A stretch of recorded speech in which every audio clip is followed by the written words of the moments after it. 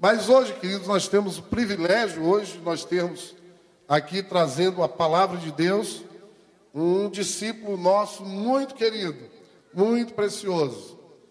É um discípulo que nós geramos no mundo espiritual, e quando, logo no começo, quase 5 anos atrás, quando nós conhecemos a visão do MDA. E ali nós ganhamos esse discípulo, a sua esposa, e nós começamos a ensinar a palavra de Deus a ele naquela revista do acompanhamento inicial. E é um discípulo muito querido, né? Muito precioso, que a gente tem a honra nós temos visto o crescimento deles. E nós temos a honra de hoje, de nós ouvirmos a palavra de Deus através dele, né? Então aqui é o pai emocionado com o filho. Eu queria que vocês recebessem o Paulo com uma forte salva de palmas. Amém? Eu queria orar pela vida dele. Da outra vez que ele pregou aqui, eu não estava lá em Portugal, mas hoje eu tenho a honra de orar aqui por ele. Ó Deus, eu quero te agradecer pela vida do Paulo, pela vida da Donete, como eles são preciosos, Senhor, pelo trabalho que eles têm desenvolvido aqui na tua casa, pelo coração que eles têm, por tudo mais que o Senhor tem feito, pelo exemplo de pai, de marido, de homem de Deus, de líder, de discipulador que ele é aqui na igreja, Senhor. E que nessa noite o Senhor possa usar a vida do Paulinho grandemente, que tu fales poderosamente através da vida dele, Senhor. Nós queremos colocar agora ele totalmente nas tuas mãos, e me sinto muito honrado de poder hoje estar aqui orando por ele, e ele trazer uma palavra vinda do teu coração, abençoada para as nossas vidas, Senhor. Hoje eu estou assim como um pai, muito feliz de poder estar aqui orando por um filho espiritual, muito precioso e muito querido. Eu quero te louvar pela vida dele, da Donete e do Mateus, no nome de Jesus. Amém. Abençoe. Amém. Glória a Deus.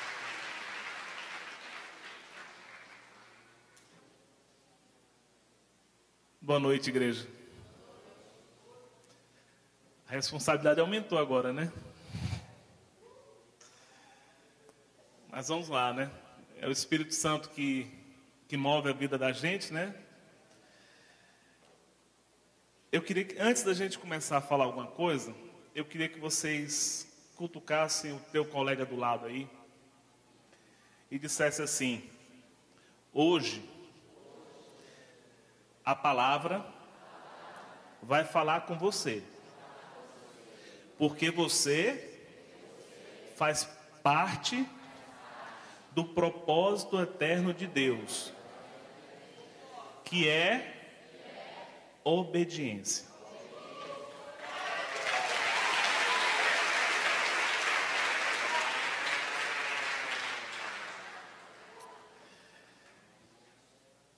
Gente, falar sobre um tema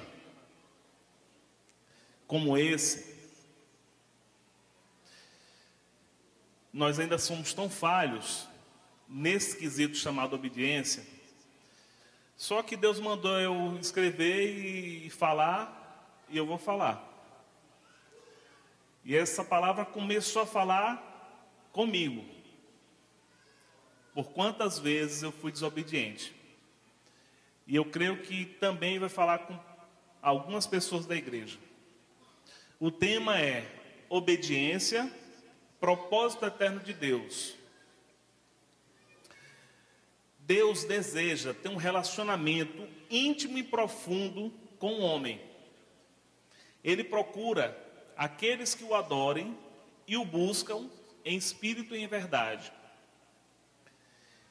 Desde a criação do mundo, o homem foi dotado de uma capacidade de entrar em contato até sobrenatural com Deus.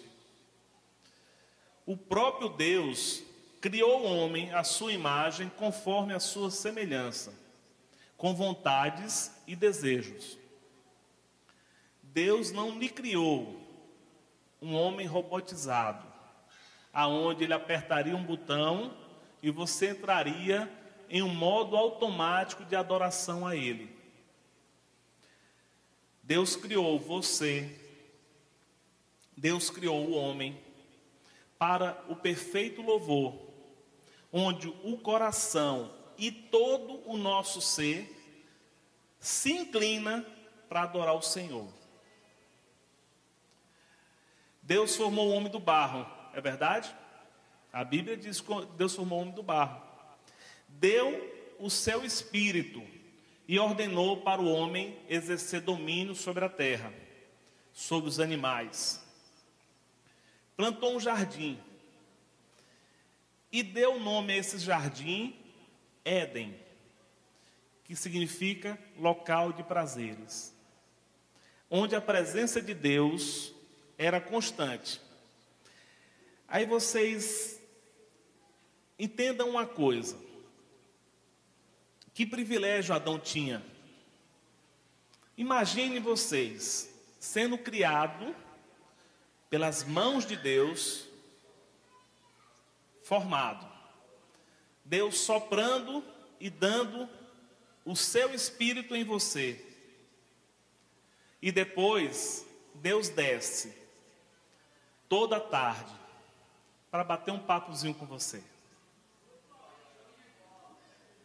Que privilégio Adão tinha, né? Adão teve o privilégio de andar com Deus, ter a mente de Deus, ser ministrado pelo próprio Deus na viração do dia.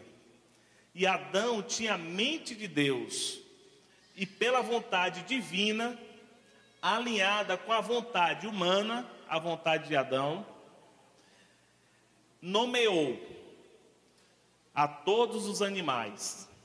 Isso está lá em Gênesis 2:20. E apesar dessa visitação que Deus fazia, sempre na viração do dia, Deus colocou um sinal para que o homem soubesse que tudo que foi criado foi Deus quem criou, e que nada foi feito pelo próprio homem. E ele colocou um sinal no centro do jardim, um sinal que significava obediência. Foi uma marca. No centro do jardim, o conhecimento do bem e o mal. E ele também colocou, além dessa marca, uma ordenança. Qual foi a ordenança? Deste fruto não comerás, pois se comer, certamente morrerás.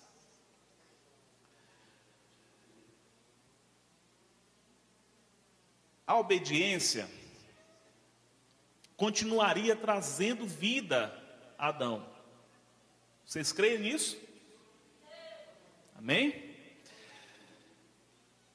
Uma vez que no centro do jardim também existia uma outra árvore, chamada Árvore da Vida. Adão, até então, ele tinha transparência total com Deus. Ele vivia um discipulado profundo com Deus. Mostrava-se nu frente a Deus. E eu queria que vocês abrissem a Bíblia de vocês, só para vocês entenderem um princípio. Gênesis 2:25.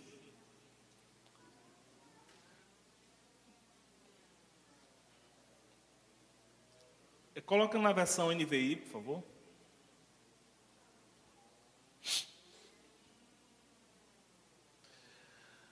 O homem e a sua mulher viviam o quê? Nus. E faziam o quê? Sentiam vergonha? Eu pergunto para vocês. Adão não tinha vergonha de Deus. Por que ele não tinha vergonha de Deus? Não tinha do que se envergonhar? Eu pergunto para vocês, mas não responda. Será que a gente tem alguma coisa para se envergonhar? Que ninguém pode saber? Alguma marca da desobediência? Não respondam, tá? Porque assim eu tenho que sair daqui também. Mas esse é um princípio importante. O homem, quando obedece, ele pode se apresentar nu na frente do seu discipulador, na frente do seu pastor, na frente dos seus pais, na frente dos irmãos. Ele pode se apresentar nu. Agora, quando a gente tem algo a esconder, aí é problema. Só que Deus, como eu disse no começo, Deus está procurando os que buscam e o adoram em espírito e em verdade, não é verdade? Então, Deus não poderia deixar no homem nada mais, nada menos do que um poder também sobrenatural. Nós somos dotados de um poder sobrenatural. Vocês sabiam disso? Um poder que quase se assemelha ao poder de Deus. Vocês sabiam? Sabe qual é esse poder? Deus deu ao homem um poder que pode revolucionar a vida deles. É um poder que até pode paralisar o mover de Deus. Veja que poder fantástico. Sabe qual é esse poder? A nossa vontade. Adão decidiu se igualar-se a Deus, lá em Gênesis 3:22, que diz assim: agora o homem se tornou como um de nós, conhecendo o bem e o mal. Não se deve, pois, permitir que ele tome o fruto da árvore da vida e o coma e viva para sempre. Aí eu pergunto para vocês assim: Adão fez uma grande coisa, assim que aos nossos olhos que não teria perdão? Não. Ele só comeu um fruto de uma árvore. Aos nossos olhos humanos, este ato, um pequeno deslize, um erro, um pequeno engano que Adão cometeu, para nós seria assim. Só que para Deus, as consequências desse pequeno ato de rebelião é o suficiente para macular, para manchar uma adoração sincera. E aí, a gente já sabe a história que aconteceu com Adão. Foi expulso, foi colocado querubins, e o homem não pôde mais comer o fruto da árvore da vida. Só que daí em diante, o homem fez tudo o que vinha na sua mente. E na sua mente fértil, que o homem tem imaginação suficiente para fazer um bocado de besteira. Chegando a ponto de Deus se arrepender de ter feito o homem sobre a terra. Você já imaginou Deus se arrependendo de ter feito a gente, porque a gente era tão impiedoso, tão pecador, que Deus se arrependeu? Isso está lá em Gênesis 6:6. Só que Deus se arrependeu.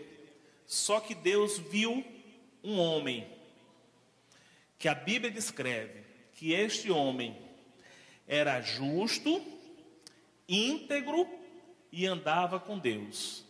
Vocês sabem quem era esse homem? Noé. Então, a gente tem que dar graças a Deus pela vida de Noé, porque eu estou aqui e vocês também. Amém?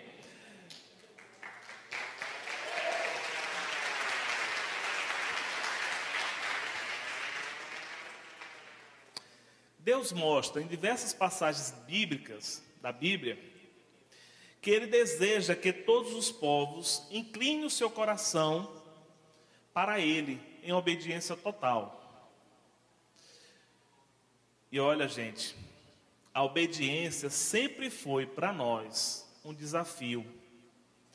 E eu diria, um dos maiores desafios da história humana e da nossa vida cristã.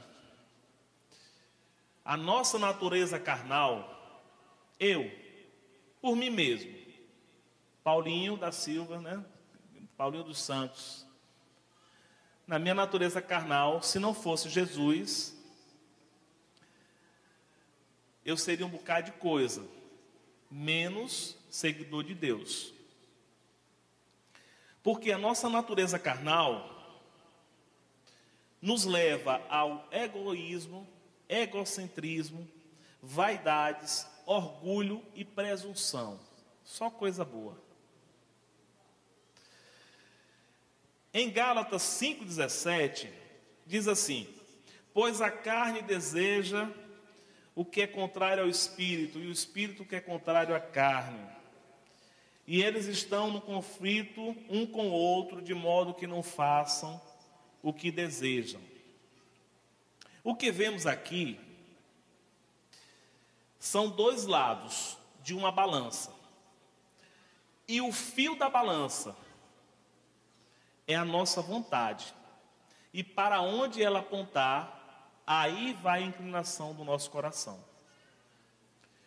Nós somos o divisor desse equilíbrio entre a carne e o espírito. É a minha vontade. Para onde eu inclinar, aí sim é a tendência do meu coração. É o que está dentro do meu coração, no íntimo do meu coração. Deus nos adverte em Provérbios 4:23, que diz assim: acima de tudo, guarde seu coração, pois dele depende a toda a sua vida.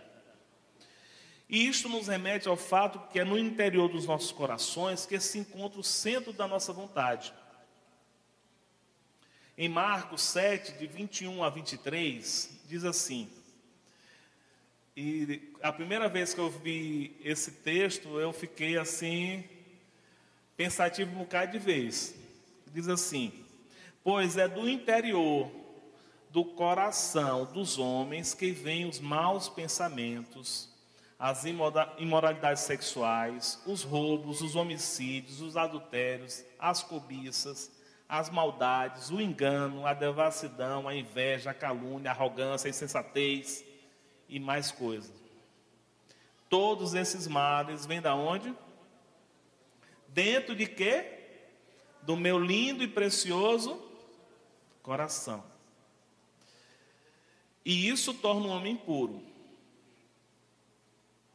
Por isso que Paulo, na carta aos Filipenses 4:8, diz assim, que temos que ocupar as nossas mentes em tudo que for verdadeiro, tudo que for amável, tudo que for de boa fama, se houver tudo que for puro, amável, tudo que for de boa fama, e se houver algo excelente, digno de louvor, pense nessas coisas. Então eu tenho que ocupar minha mente e meu coração com o que, gente? Vamos lá.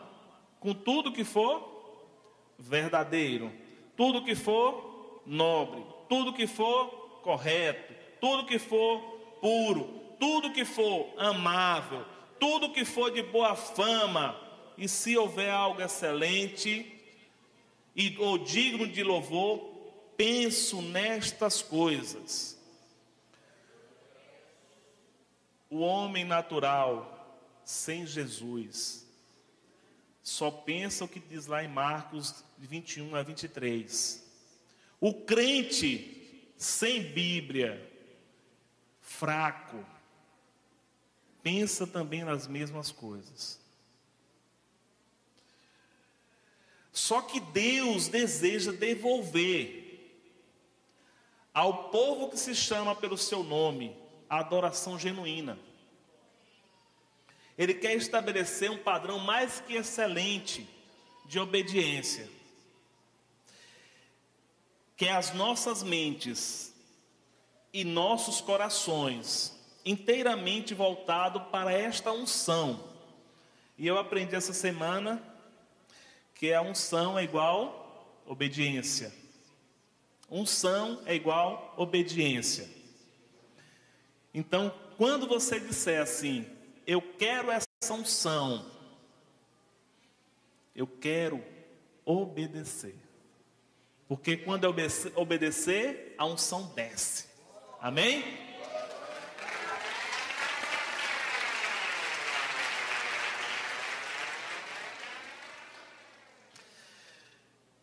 em Deuteronômio 5:29, e depois eu queria que vocês em casa, vocês pegassem e refletissem sobre este versículo. Diz assim: quem dera, isso é o Senhor dizendo para a gente, sabe? Quem dera eles tivessem sempre o coração, esta disposição a temer-me e para obedecer a todos os meus mandamentos. Assim tudo iria bem com eles e com seus descendentes para sempre. É sério isso, né? Ai, quem dera, o Senhor dizia assim: ai, quem dera se meu filho fosse tão obediente, tão disposto a me temer e a obedecer. Tudo ia bem para ele e para sua família todinha. Em Deuteronômio 11, 8 e 9 diz assim: obedeçam, portanto, toda a lei que hoje estou lhe dando, para que tenham forças, para invadir e conquistar a terra onde estão indo, e para que vivam muito tempo na terra que o Senhor jurou a seus antepassados e descendentes dele, terra onde emana leite e mel. E aí eu trago para a igreja: quem dera nós fôssemos obedientes ao nosso pastor, quem dera a gente fosse obediente ao Senhor, para conquistar, para ter forças para conquistar o Eusébio, Fortaleza, o Brasil e o mundo.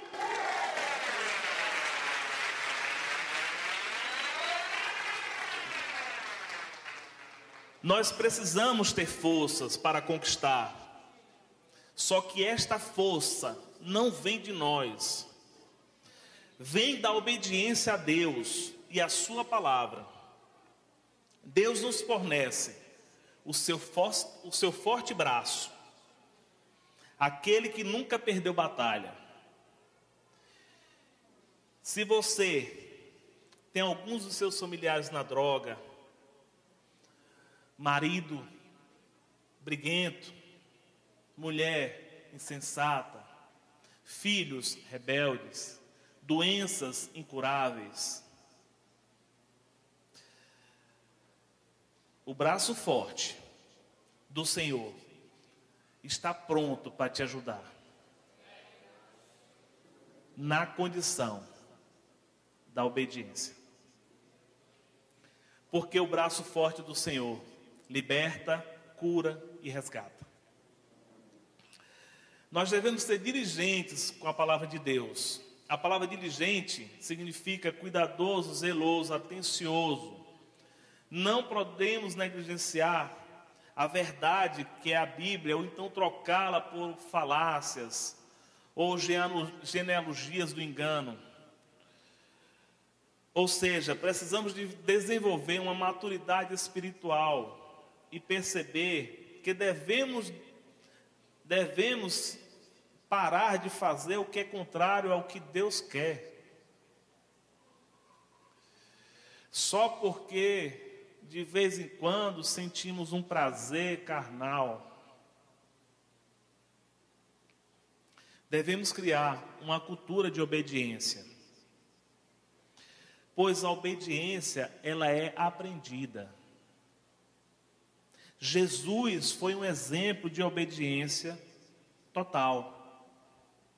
Em Hebreus 5, de 8 e 9, diz assim: embora sendo filho, ele aprendeu a obedecer. Embora sendo filho, ele aprendeu a obedecer. Por meio daquilo que sofreu, uma vez aperfeiçoado, tornou-se fonte de salvação eterna para todos os que lhe obedecem. A obediência é a chave do conhecimento espiritual. Todo aquele que é espiritual tem prazer de agradar a Deus, obedecendo com alegria e singeleza de coração. Só que acontece que às vezes queremos obedecer parcialmente a palavra de Deus. Queremos obedecer queremos obedecer quando as circunstâncias e fatos estão do nosso favor. Exemplo, eu quero arranjar um emprego, aí eu vou procurar Deus. Estou com enfermidade séria, vou procurar Deus. Estou passando um problema familiar, vou procurar Deus. Mas quando se trata de renúncia, será que somos tão obedientes assim? Será que quando eu vou oferecer o perdão para o meu irmão, será que eu sou obediente assim e vou me humilhar na frente dele, pedir perdão pelo meu mau comportamento, meu mau desejo? Será que nós acordamos às 3 horas da manhã só para glorificar a Deus pela nossa família, pela vida do pastor, louvando sem nenhum interesse em troca, só pelo simples prazer de louvar ao Senhor? Ou trocar de assistir um jogo de futebol, uma novela, para ler a Bíblia, porque ama a palavra de Deus e quer ser ministrado por ela e quer aumentar a sua fé? Ou ir mais além, procurar seus credores, pagar suas contas e ainda glorificar a Deus pela vida deles? Ou se submeter às autoridades, o seu pastor, seu marido, seu patrão, sua sogra, seu sogro?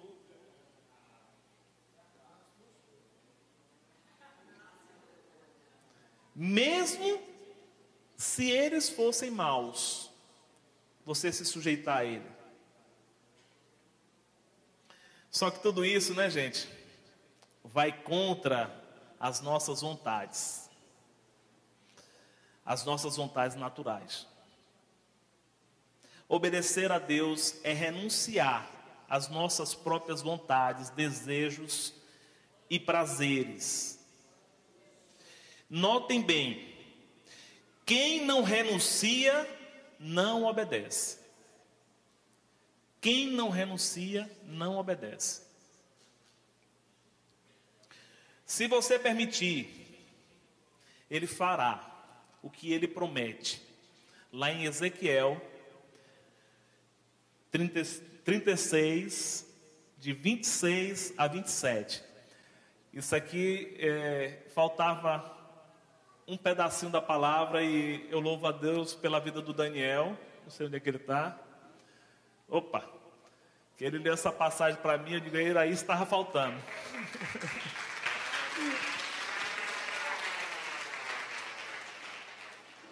Se você permitir, Ele fará o que promete lá em Ezequiel 36, de 26 a 27. Darei a vocês um coração novo e porei um espírito novo em vocês.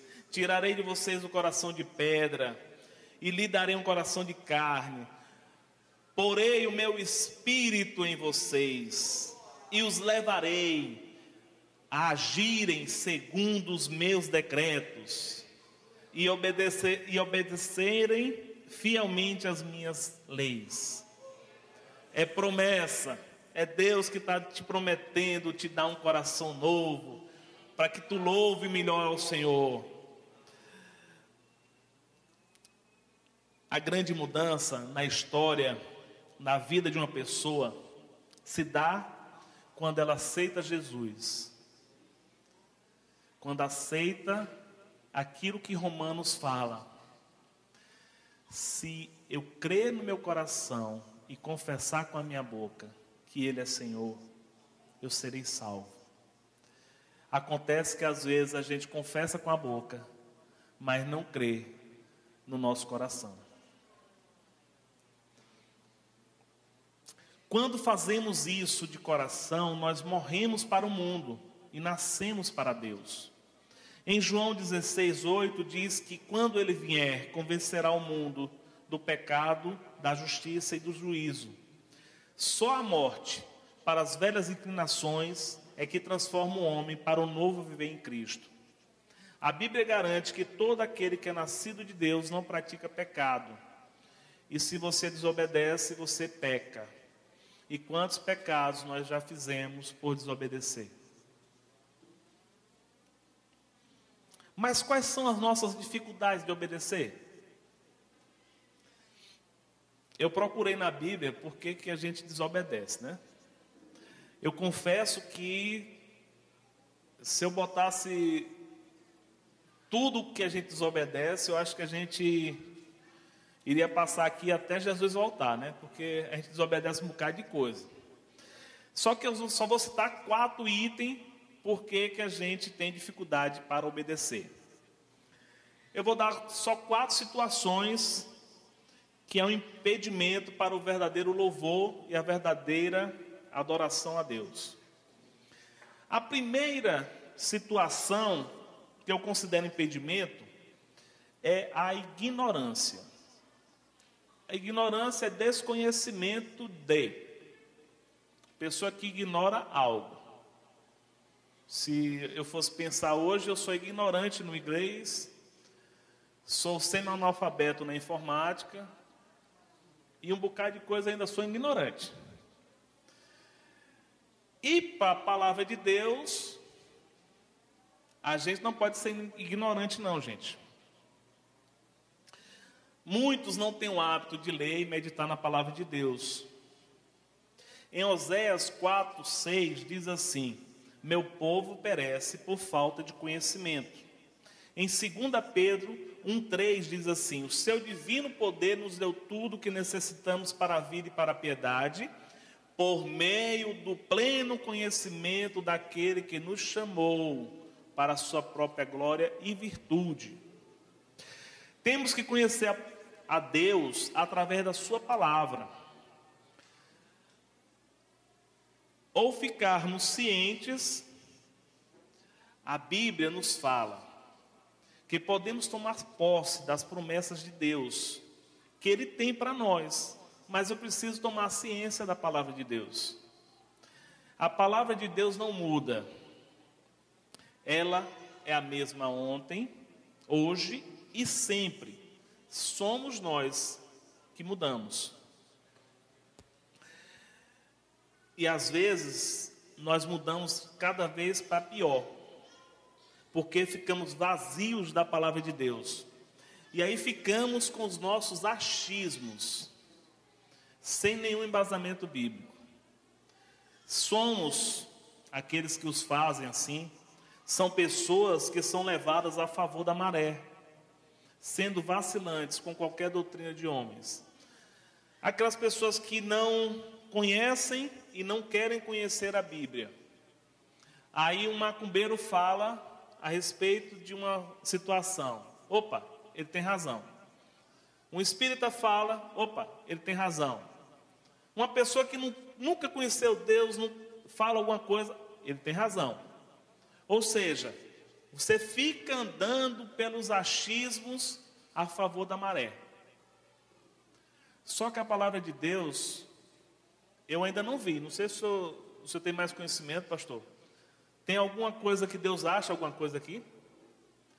A Bíblia ela não acha nada, ela ordena. Ela não acha, ela ordena. Eu me lembro que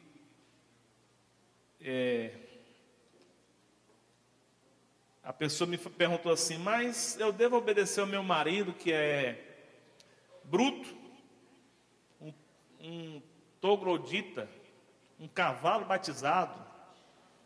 Tu não conhece meu marido. Realmente. Eu preciso conhecer o marido dela? A Bíblia diz o quê?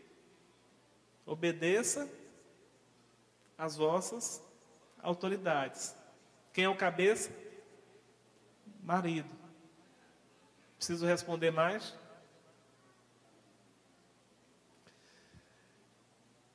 Sabia que conhecer a Bíblia é conhecer a Deus? Praticar a Bíblia é querer estar mais perto de Deus.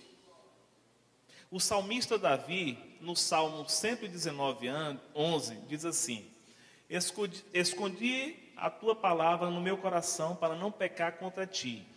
Isaías escreve no capítulo 59, 2: Mas as vossas iniquidades fazem divisão entre vós e o vosso Deus, e os vossos pecados encobrem o rosto de vós, para que vos não ouça. A Bíblia, conhecer a Bíblia, nos ensina como agradar a Deus e andar no seu caminho. Se não lemos, não estudamos, não nos aprofundamos nos seus ensinamentos, não tem como praticarmos a fé. Porque a nossa fé se baseia nas coisas que ouvimos, sim, na palavra de Deus. Isto a Bíblia diz em Romanos 10, 17. De sorte que a fé é pelo ouvir e ouvir a palavra de Deus. Leia a Bíblia. Leia a Bíblia. Pratique a Bíblia.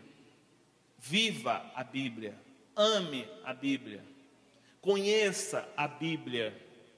E reconheça que a Bíblia é o manual que o leva para perto de Deus.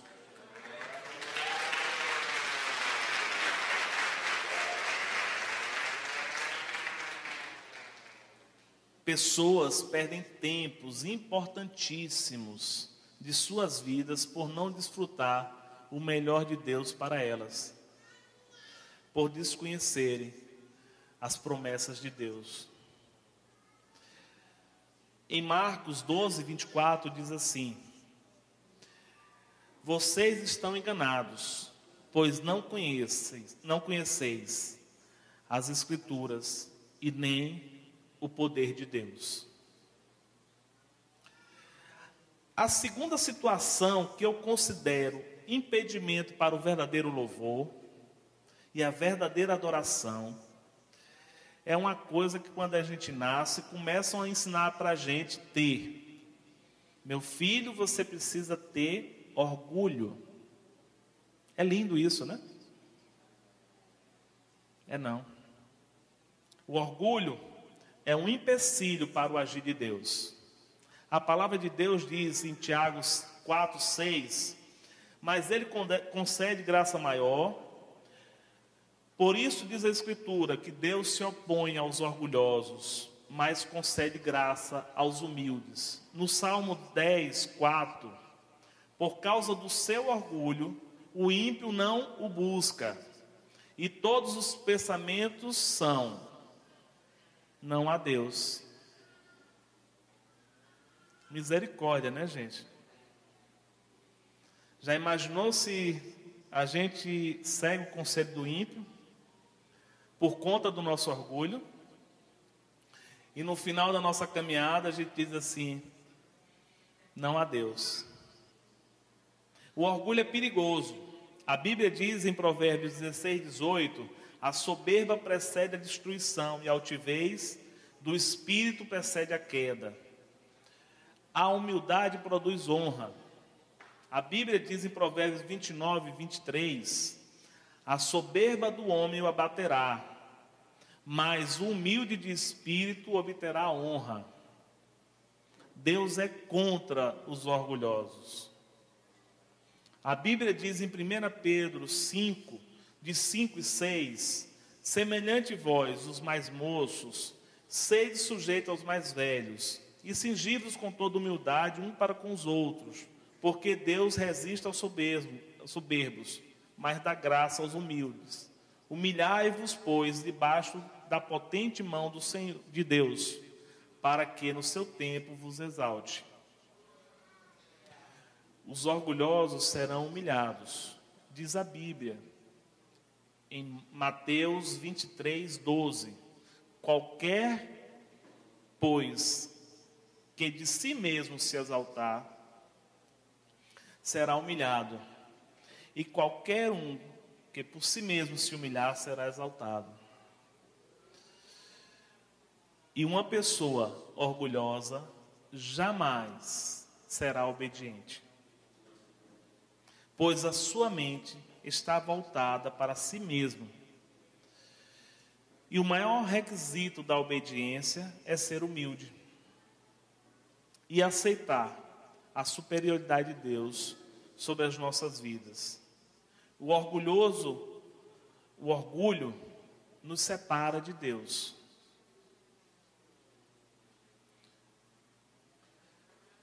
A terceira situação que eu considero impedimento para o verdadeiro louvor e a verdadeira adoração a Deus é o amor ao mundo.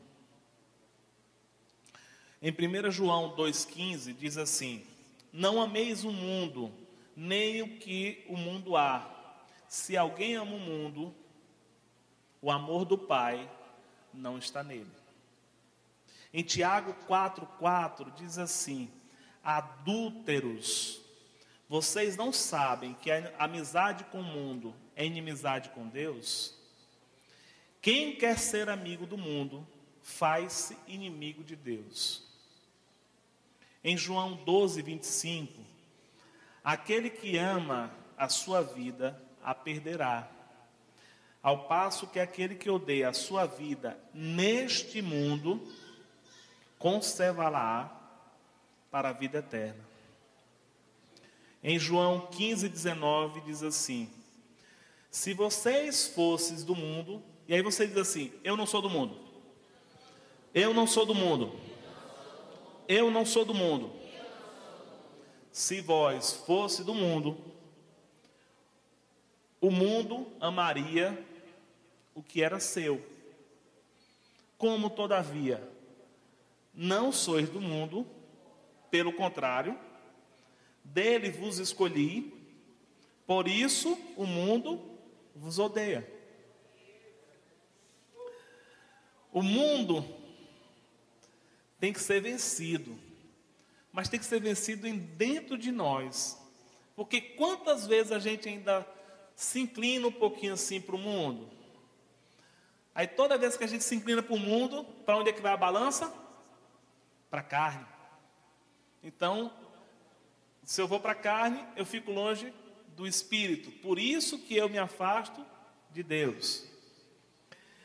O mundo em nós precisa ser vencido. Devemos odiar as coisas do mundo, porque se elas forem sobrevalorizadas em nós, nos impedirão de conhecer e experimentar por nós mesmos o amor de Deus. Isto é, precisamos nos afastar das coisas do mundo, que nos impede de manter uma relação de intimidade com Deus. O mundo não pode nos prender.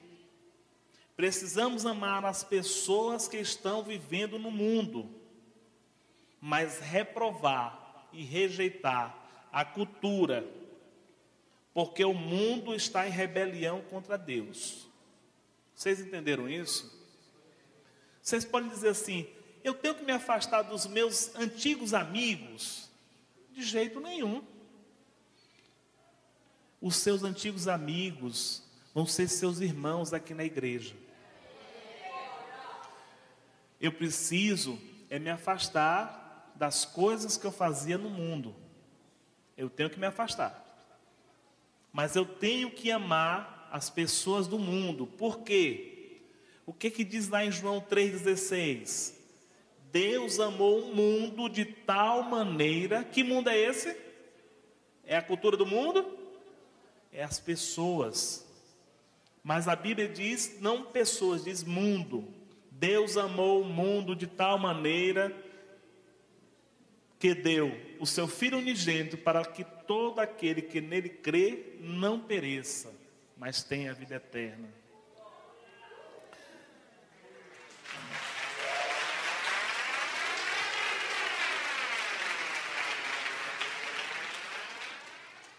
E a quarta e última situação que eu considero ser um impedimento para o verdadeiro louvor e a verdadeira adoração a Deus é uma coisa chamada insubmissão. Esse tema causa um pouco de polêmica, né? Pois queremos obedecer a chefe, pais, pastores, autoridades, outras que julgamos serem boas. Mas há más. As autoridades são más. Não devemos obedecer? Por acaso, a Bíblia está barganhando sua obediência? Olha assim, pergunte para você mesmo. A Bíblia está barganhando a minha obediência? A Bíblia não barganha obediência. Obediência, você obedece ou não obedece. A Bíblia não barganha nada. Se você obedecer, você ganha um pirulito. Se você obedecer, você ganha umas bençãozinhas. É assim que diz assim? Não. A Bíblia não barganha a sua obediência. A Bíblia diz em Romanos 13, 1: todos devem ser sujeitos a autoridades governamentais, pois não há autoridade que não venha de Deus. As autoridades existem e foram estabelecidas por Ele. Em 1 Pedro 2,13, por causa do Senhor, sujeite-se a toda autoridade constituída entre os homens,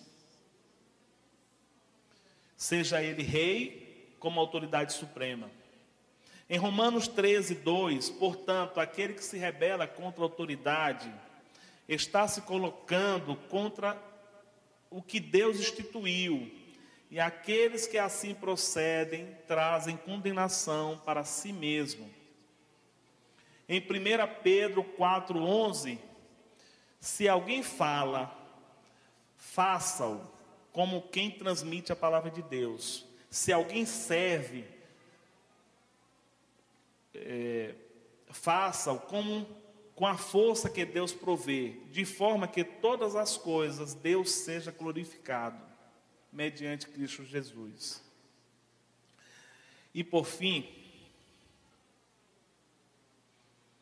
o que Deus está procurando em nós é restabelecer uma adoração verdadeira, um coração puro voltado para o reino. E Ele nos ordena, e Ele nos diz como fazer isso. E como fazer isso está lá em 2 Crônicas 7,14. Diz assim: se o meu povo, que se chama pelo meu nome, se humilhar e orar, e buscar a minha face, e se afastar dos seus maus caminhos, dos céus o virei, perdoarei o seu pecado e curarei a sua terra. Amém?